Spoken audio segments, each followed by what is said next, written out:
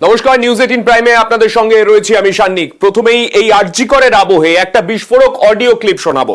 1 বছর আগের এই অডিও বার্তা এখন ভাইরাল। ইন্টার্ন, একজন medical intern, medical college hospital Kolkata, সেখানকার একজন ইন্টার্ন, তাকে হুমকি, ফোনের অডিও, সেই ইন্টার্নকে হুমকি দেওয়ার যে ফোনের অডিও, সেই অডিও ইতিমধ্যেই ভাইরাল হয়েছে। 1 বছর আগে যখন এই অডিও, যে সময়কার এই অডিও অর্থাৎ যে সময়কার এই কল রেকর্ড, সেই সময় তিনি ইন্টার্ন ছিলেন কলকাতা মেডিকেল কলেজ হসপিটালের। সেই অডিও ক্লিপে কি হুমকি দেওয়া হয়েছে তাকে শোনাবো। হ্যাঁ বলুন। শুনতে পাচ্ছিস? শুনতে পাচ্ছি। ডাক্তার কবে হবি? মানে তো পাস কবে করবি? ইন্টার্নশিপ কবে তো? ইন্টার্নশিপ কমপ্লিট হবে মে মাসে। মে মাসে? তার যদি সার্টিফিকেটটা না পাস তাহলে কি হবে? কেন ধরবি তো 10,000 করে মেডিকেল কাউন্সিলে? কেন নিরপেক্ষতা বলছি যে চন্দ্রমণি ঝাড় নাম শুনেছিস? ওটা আপনি দিয়েছিলাম। 1 বছর পরে কি গেছে? ওটা আপনি দিয়ে গেল। আমি তো কিছু করিনি দাদা। কেন, কি হয়েছে? তুই কিছু করিস বিয়েতে করিস। আমার নাম বিরূপাক্ষ বিশ্বাস, না শুনেছিস? শুনিস? না তো দাদা। শুনবি সময় শুনবি। যখন যেদিন ঢুকে সবাই তাড়িয়ে দেবো থেকে, সেদিন শুনবি, সেটা অন্য ব্যাপার। তুই বিএসএ করতে চাস, কি করিস না করিস আমার ভুলি কোনো মাথা ব্যথা নেই। ঠিক আছে, কর ভালো করে, যা করার কর, কিন্তু কলেজের বাইরে কর, 1 নম্বর। দ্বিতীয়ত, তুই যদি কথা না শুনিস, আমি তোকে 2বার ফোন করবো না, কাউকে 2বার ফোন করি না। তো আমি কে সেটা তো প্রিন্সিপালকে গিয়ে জিজ্ঞাসা করে নিবি। প্রিন্সিপাল আছে, ডিন আছে, আর কে আছে তোর কলেজে, জিজ্ঞাসা করে নিস। তৃতীয় কথা, ঠিকঠাক কথা না থাকলে তোর রেজিস্ট্রেশন আসতে দেবো। কি হয়েছে এটা মাথায় রাখিস। ঠিকঠাক না থাকলে তোর রেজিস্ট্রেশনটা আজকে দেবো, এরকম আমার গ্যারান্টি দিস।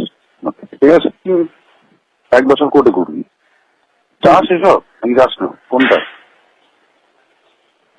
আর আমার নামে যদি কমপ্লেন করতে হয়, নামটা লিখে নে, ডক্টর বিরূপাক্ষ বিশ্বাস। আবারও বললাম তোকে আমি, ঠিক আছে? মেইন বয়েজ হস্টেলই তুলে দেবো আমি, 500-600 ছেলেকে নিয়ে গিয়ে। সব এমবিবিএস পড়ে, বাইরে ছেলে ঢোকাবো না। এমনি মরে যাবি তুই, কেন করছিস এগুলো? আমাদের সঙ্গে রয়েছেন আমাদের প্রতিনিধি অভিজিৎ। অভিজিতের কাছে যাব। অভিজিৎ, যে চিকিৎসকের বিরুদ্ধে এই অভিযোগ সামনে আসছে, অর্থাৎ ডাক্তার বিরূপাক্ষ বিশ্বাস, প্রথমত তার পরিচয় তোমার থেকে জানতে চাইবো। আর দ্বিতীয়ত, একজন ইন্টার্ন যে হাসপাতালে এমবিবিএস এর ফাইনাল ইয়ারে তার ইন্টার্নশিপ সে করছে, তাকে এই হুমকি দেওয়ার কারণ কি?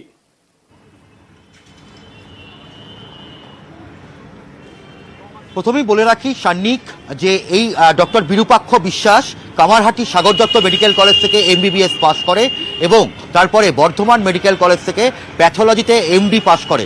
এবং এই বিরূপাক্ষ বিশ্বাস এখন রাজ্য স্বাস্থ্য দপ্তরের সঙ্গে বা রাজ্যের সরকারি কোনো সরকারি হাসপাতালের সঙ্গে যুক্ত নয়, কোনো একটা বেসরকারি হাসপাতালে যুক্ত। এবং এই ডক্টর বিরূপাক্ষ বিশ্বাস শাসক দলের ছাত্র সংগঠনের সঙ্গে ঘনিষ্ঠভাবে যুক্ত। এবং এই ডক্টর বিরূপাক্ষ বিশ্বাস, তিনি যাকে হুমকি দিয়েছিলেন সেই ডক্টর রণবীর সরকার, গত বছর কলকাতা মেডিকেল কলেজ হাসপাতাল থেকে এমবিবিএস পাস করেন এবং গত বছর তার ফাইনাল ইয়ারে পড়াকালীন তাকে হুমকি দেওয়া হয়। কেন? কারণ গত বছর কলকাতা মেডিকেল কলেজ হাসপাতালে সেখানকার ছাত্ররা, শাসক দল বিরোধী ছাত্ররা, তারা সেখানে আন্দোলন করে অবিলম্বে ছাত্র সংসদ ভোট অর্থাৎ স্টুডেন্টস ইউনিয়নের ইলেকশন করতে হবে। এবং সেই দাবিতে এই মুভমেন্টের অন্যতম মুখ ছিলেন এই ডক্টর রণবীর সরকার। এবং সেই কারণেই তাকে হুমকি দেওয়া হয় বলে অভিযোগ। এবং শুধু হুমকি নয়, তাকে প্রাণে মেরে দেওয়ারও হুমকি দেওয়া হয়। তার সঙ্গে তার এমবিবিএস এর রেজিস্ট্রেশন আটকে দেওয়ারও হুমকি দেওয়া হয়। এবং এই প্রত্যেকটাই হুমকি দিয়েছিলেন এই ডক্টর বিরূপাক্ষ বিশ্বাস। এই ডক্টর বিরূপাক্ষ বিশ্বাসের নাম রাজ্যের যে কোনো সরকারি বেসরকারি প্রত্যেকটা মেডিকেল কলেজে গেলেই এর নাম বললেই প্রত্যেকে এক ডাকে চিনতে পারেন।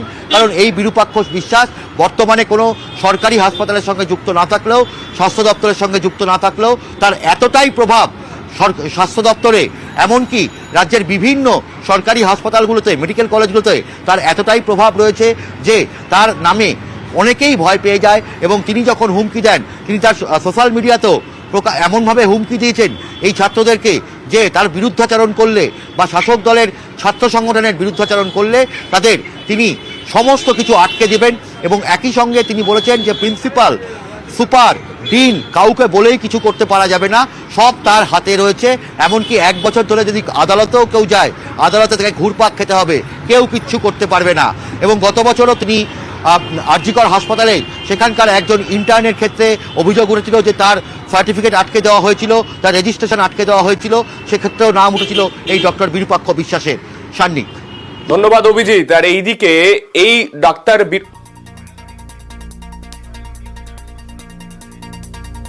এই ভাইরাল অডিও যাকে ঘিরে এত চাঞ্চল্য, সেই অডিও কি শোনা যাচ্ছে সেই অডিওতে? আরো একবার শোনাবো।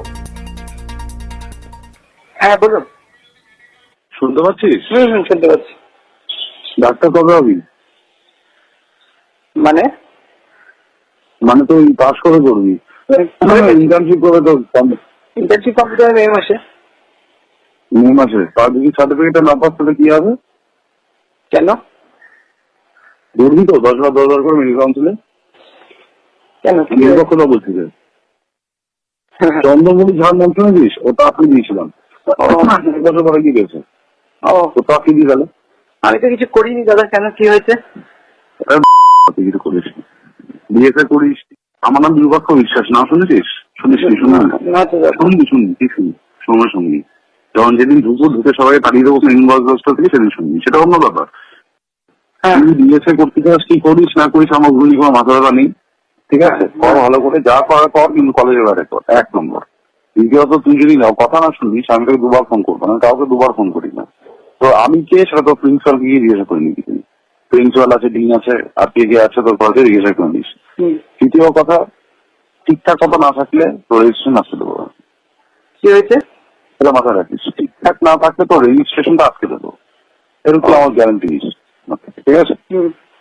1 বছর কোর্টে করবি, চাস এসব আমি যাস না কোনটা? আর আমার নামে যদি কমপ্লেন করতে হয় নামটা লিখে নে, ডক্টর বিরূপাক্ষ বিশ্বাস। আবারও বললাম তোকে আমি, ঠিক আছে? মেইন বয়েজ হস্টেলই তুলে দেবো আমি, 500-600 ছেলেকে নিয়ে গিয়ে, সব এমবিবিএস পড়ে, বাইরে ছেলে ঢোকাবো না। এমনি মরে যাবি, কেন করছিস এগুলো? ডক্টর বিরূপাক্ষ বিশ্বাস, এই ডক্টর বিরূপাক্ষ বিশ্বাস না কোনো সরকারি পদে রয়েছেন, না তিনি স্বাস্থ্য ভবনের কোনো পদে রয়েছেন, তা সত্ত্বেও তার এত প্রভাব। যদিও তার সঙ্গে আমরা যখন কথা বলি তিনি কিন্তু সরাসরি এই অডিও ক্লিপের সত্যতাই মানতে অস্বীকার করেন। তিনি বলেন এই অডিও ক্লিপ আদতে এআই ইঞ্জিনিয়ার্ড, মানে এআই এর মাধ্যমে এই অডিও ক্লিপ তৈরি করা হয়েছে। কি বলেছেন তিনি শোনাবো। প্রথমত এই জিনিসটা আমার জানা নেই যে কোন অডিও ভাইরাল হয়েছে, কি হয়েছে না হয়েছে ইত্যাদি। দ্বিতীয়ত আপনারা লক্ষ্য করে দেখবেন যে একদম প্রথম দিন থেকে 3-4টে কণ্ঠ, 1, কণ্ঠ 2, কণ্ঠ 3, কণ্ঠ 4, কণ্ঠ 5, কণ্ঠ 6, এইভাবে অনেকগুলো ফেক অডিও ভাইরাল করা হয়েছে যেগুলো এআই দিয়ে ইঞ্জিনিয়ার।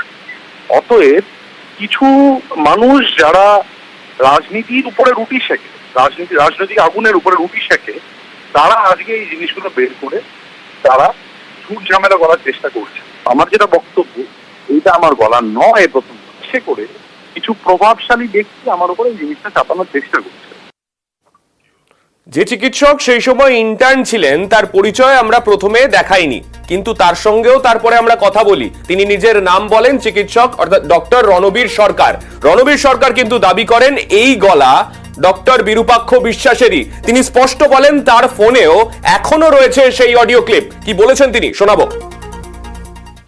অ্যাকচুয়ালি ঘটনাটা ঘটে 1 বছর আগে। অপরদিকে আমাকে ডক্টর বিরূপাক্ষ বিশ্বাস নিজে দাবি করে যে আমি বিরূপাক্ষ বিশ্বাস, এবং ট্রু কলারেও দেখাচ্ছিল যে ডক্টর বিরূপাক্ষ বিশ্বাস।